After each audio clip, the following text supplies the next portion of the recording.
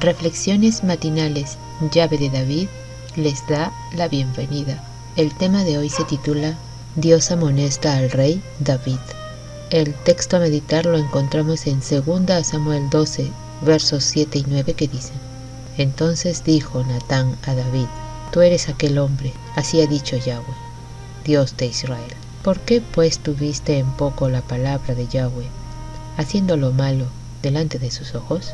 A Urías Heteo heriste a espada, y tomaste por mujer a su mujer, y a él lo mataste con la espada de los hijos de Amón.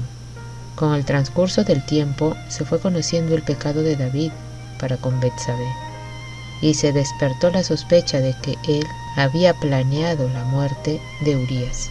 Esto redundó en deshonor para el Eterno.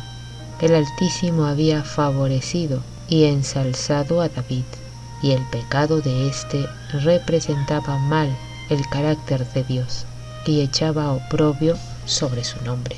Tendía a rebajar las normas de la piedad en Israel, a aminorar en muchas mentes el aborrecimiento del pecado, mientras que envalentonaba en la transgresión a los que no amaban ni temían a Yahweh.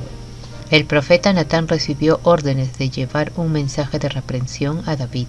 Era un mensaje terrible en su severidad. A pocos soberanos se les podría haber dirigido una reprensión sin que el mensajero perdiese la vida. Natán transmitió la sentencia divina sin vacilación, aunque con tal sabiduría celestial que despertó la simpatía y la conciencia del rey y le indujo a que sus labios emitiera su propia sentencia de muerte. Como David, los culpables pueden procurar que su crimen quede oculto por los hombres. Pueden tratar de sepultar la acción perversa para siempre, a fin de que el ojo humano no la vea ni lo sepa la inteligencia humana. Pero todas las cosas están desnudas y abiertas a los ojos de aquel a quien tenemos que dar cuenta. La parábola de la cordera, relatada por el profeta Natán al rey David, debiera ser estudiada por todos. Mientras seguía su camino de complacencia propia y transgresión de los mandamientos, le fue presentada la parábola del hombre rico que sacó a uno pobre su única cordera. Pero el rey estaba tan plenamente envuelto en su vestidura de pecado que no comprendió que él era el pecador. Cayó en la trampa y dictó la sentencia de muerte para otro hombre, según suponía, condenándolo a muerte. Esta experiencia fue muy penosa para David, pero también muy benéfica. De no haber sido por el espejo que Natán sostuvo delante de él, en el cual reconoció tan claramente su propia semejanza, no hubiera llegado a la convicción de su pecado atroz, y la ruina lo habría alcanzado. La convicción de su culpa fue la salvación de su alma. Se vio bajo otra luz, como el Eterno lo veía, y a lo largo del resto de su vida se arrepintió de su pecado. A través de las generaciones sucesivas, los incrédulos han señalado el carácter de David y la mancha negra que lleva, y han exclamado en son de triunfo y burla: «He aquí el hombre según el corazón de Dios».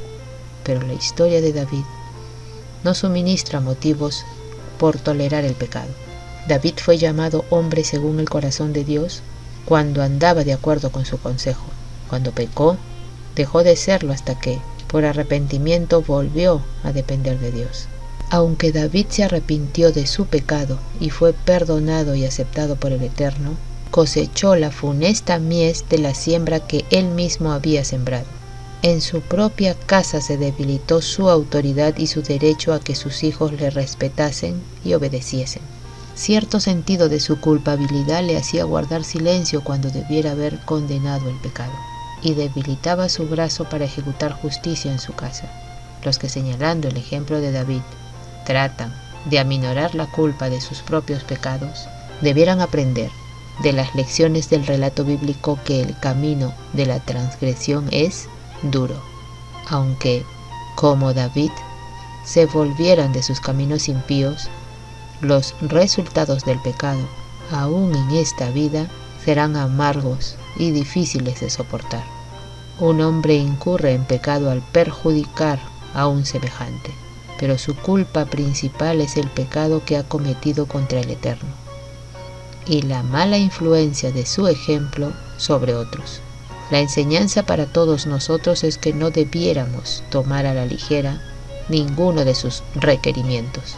Yahweh quiso que la historia de la caída de David sirviera como una advertencia de que aun aquellos a quienes Él ha bendecido y favorecido grandemente no han de sentirse seguros, ni tampoco descuidar el velar y orar. Así ha resultado para los que con humildad han procurado aprender lo que Yahweh quiso enseñar con esta lección. Apreciados oyentes, que Yahweh nos bendiga. Hasta mañana.